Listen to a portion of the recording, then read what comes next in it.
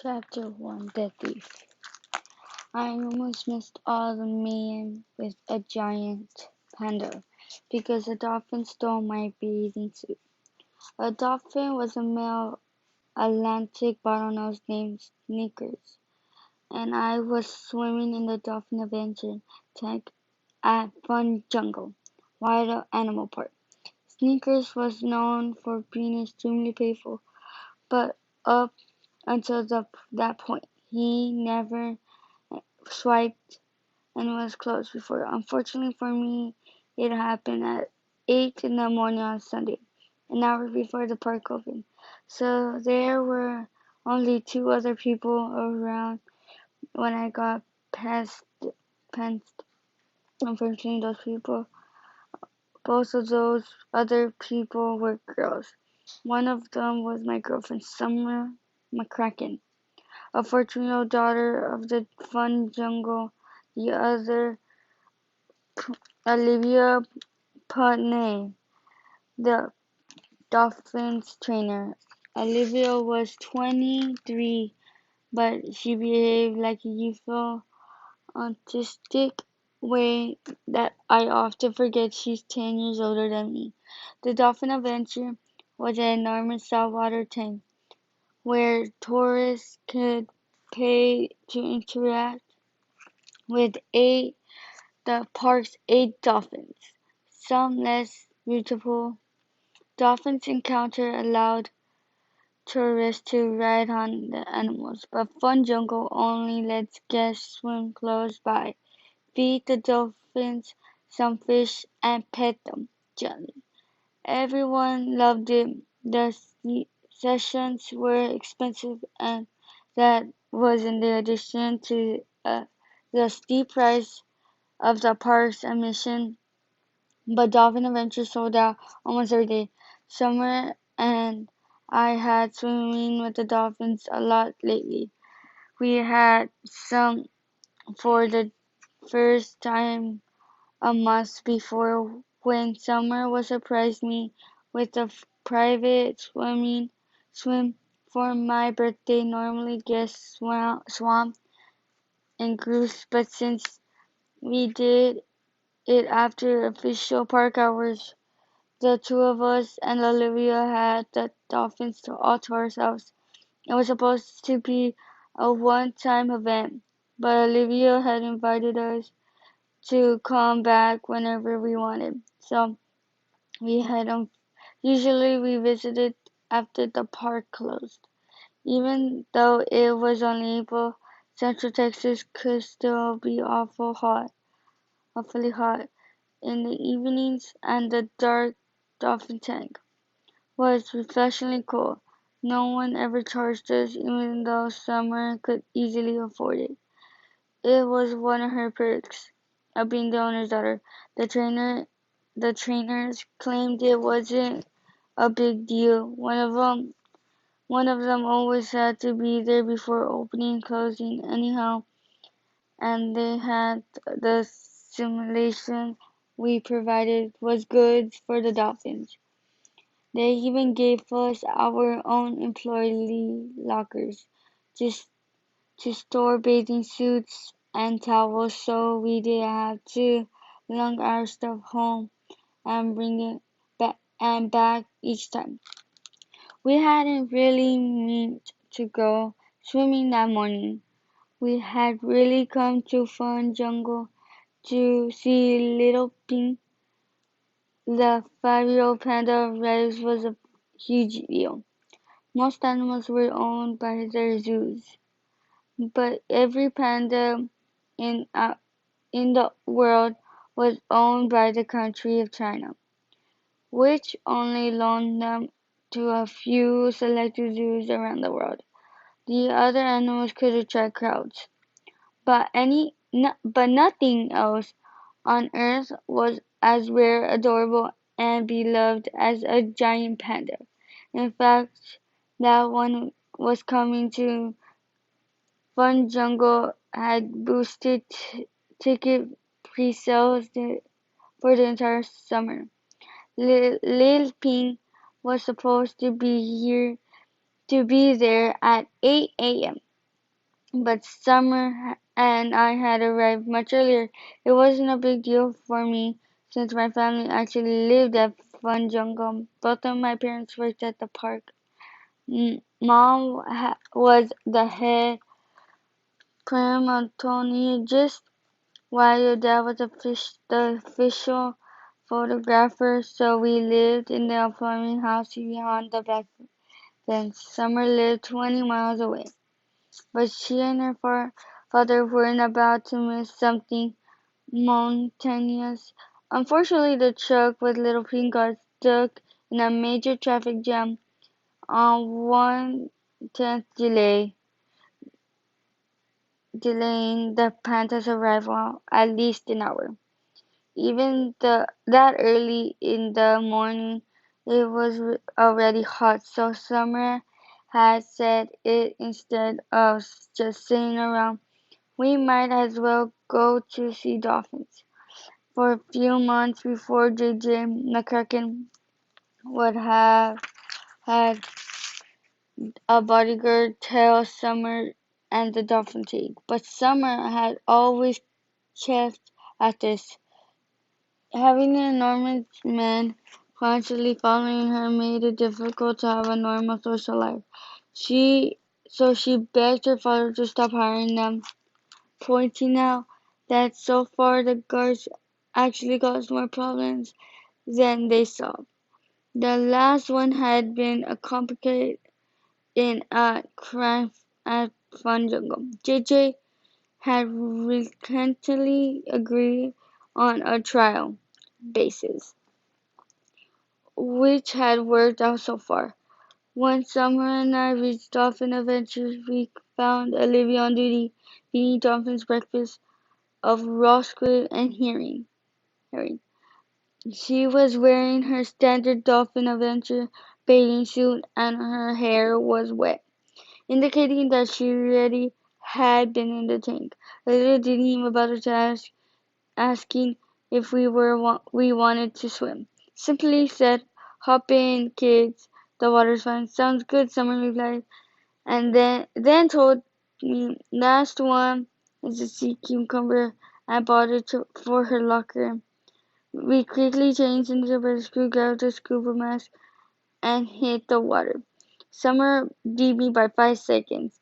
I bet bit earlier in the year. We must we might have needed neoprene suits to keep warm, but it was hard enough that day to go in without them. The dolphin tank was oval pool 12 feet deep and a quarter mile in circumference and was divided into two sections. One of the dolphins to interact with guests and a much longer area to be on their own. The interaction area was fronted by a long man-made beach built with a sand that had been trucked in from South Project Island. A floating catwalk separated the two areas on the surface, with a small island in the center of the tank. Under the surface, though, there were no batteries. The dolphins were always free to go wherever they wanted.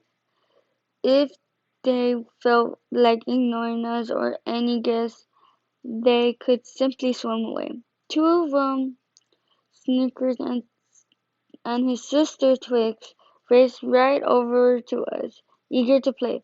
Bottlenose dolphins are extremely social, and the siblings knew us well. They swim around us, leap over our heads, and corkscrewing the water below. Snickers kept rolling onto his back, eager to have his belly rubbed like a 400-pound aquatic poodle. "Want to see something cool?" Olivia asked us after we'd been in long enough for our fingers to start burning. I taught Twix a new behavior. Check it out. She stepped onto the floating catwalk and blew into a small silver whistle. She kept her chain a chain around her neck. Twigs tipped over her to her. Dolphins pernalized are rare as humans are. Twigs was much more acrobatic than the others, able to do all sorts of amazing tricks, like double flips with a twist. Snickers was far more implied, always looking for ways to steal fish from the trainers. Her mother Skittles had the most vocalizations of any dolphin at Fun Jungle. In addition to the whistles, grunts, and clunks, she she could she could make an incredible variety of farting noises with her bullhorn. Olivia blew her whistle again. Trix bobbed upright with her head out of the water, and Olivia then clenched her hand into a fist. Trix promptly spit a mouthful of water over the wall. Cool, Summer exclaimed. Can I try? Sure. Olivia tries a handful of squid into Trix's mouth. I'd like to see if she'll do it for other people. She blew into the whistle once more and pointed towards us. Trix shot through the tank to where we were the trading water and came into the stern stop in front of Summer, sticking her head above the surface. Okay, Trixie, Summer said, when I give you a signal, spin on Teddy. Hey, I protested. One, Summer counted two.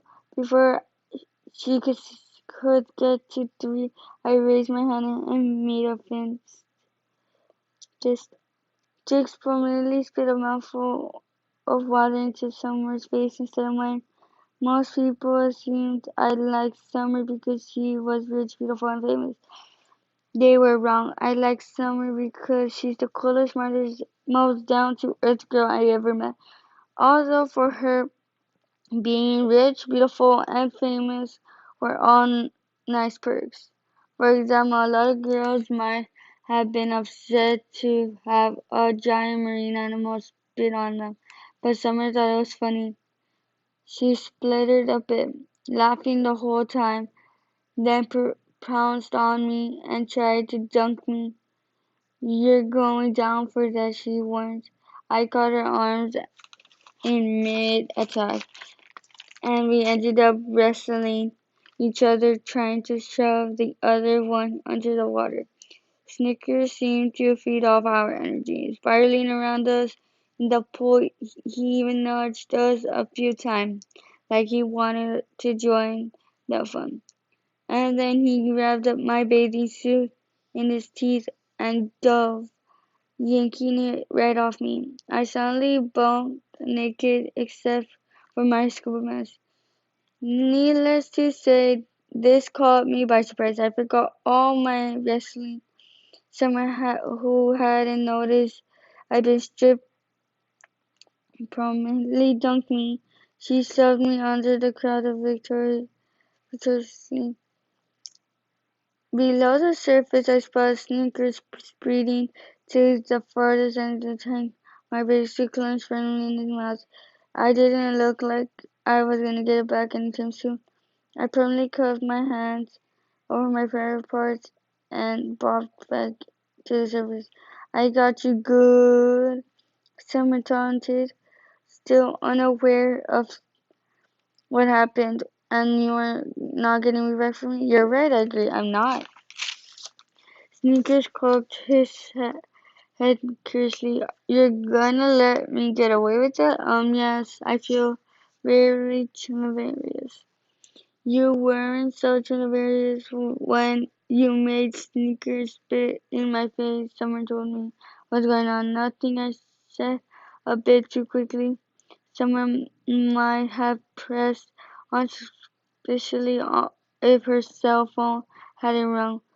She left it on the fake bench with her towel, and it now chimed loudly in a specific ringtone indicating her father was calling.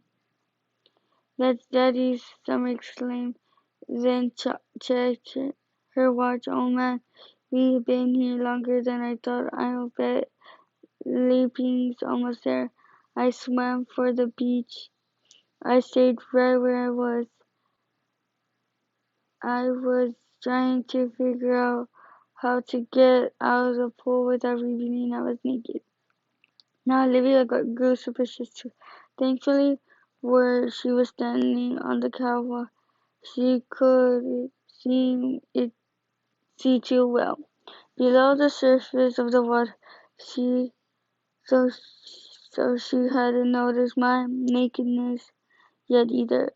You're not going to see the panther, she asked.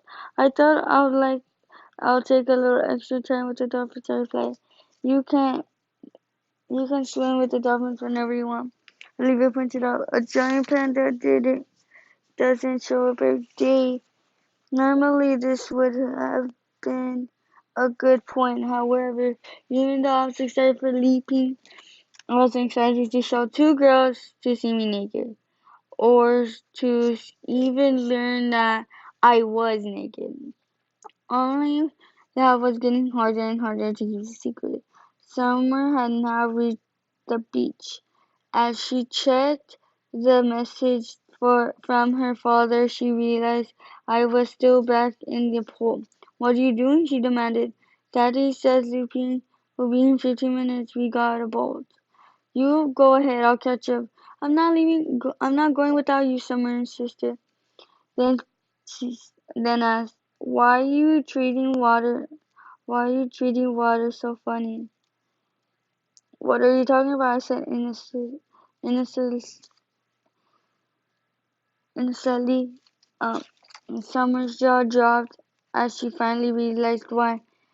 My hands were cupped over my breast. "Oh my gosh, did you lose your bathing suit?" "No," I lied. At which point, Sneaker and punished me from below. He returned from hiding my bathing suit and was still in a rambunctious mood. Dolphins were surprisingly powerful. With only a few strokes of their tail, they can launch their entire bodies 10 feet out of the water, or blow into a giant white shark hard enough to kill it. Or it turns out, fling a 13-year-old boy 15 feet through the air. Sneakers dove his head under my ear and flicked me upward. Next thing I knew, I was flying. In my surprise, I let go of my privates. In the windmill, my arms in the air, allowing Summer and Olivia an opportunity to see that I was completely naked. Then I barely fell back into the water. When I resurfaced, Summer and Olivia were laughing hysterically, so Sneakers the dolphin laughter sounded more like a rapid fire clicking. But I definitely got the sense that he knew that he done was funny. To anyone but me, at least. "What happened to your suit?"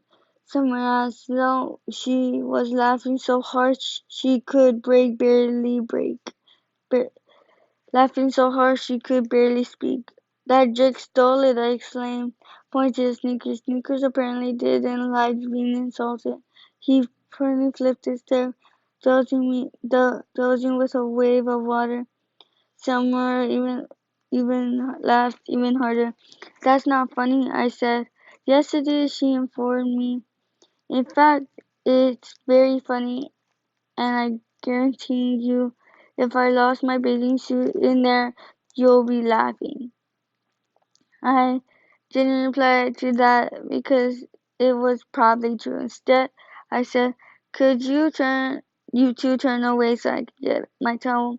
Summer and Olivia activated their eyes. Sneakers hit me with another wave of water. I clambered out onto the beach and quickly wrapped my towel around me. Summer started for the women's changing room where she left her dry clothes. Let's move, Pink is gonna be here. I'm drying off as fast as I can, I told her. The changing rooms were the side beach, small building where guests checked the dolphin swings. Both structures' thatched roofs were give the impression that we were the tropical islands rather than 200 miles from the ocean.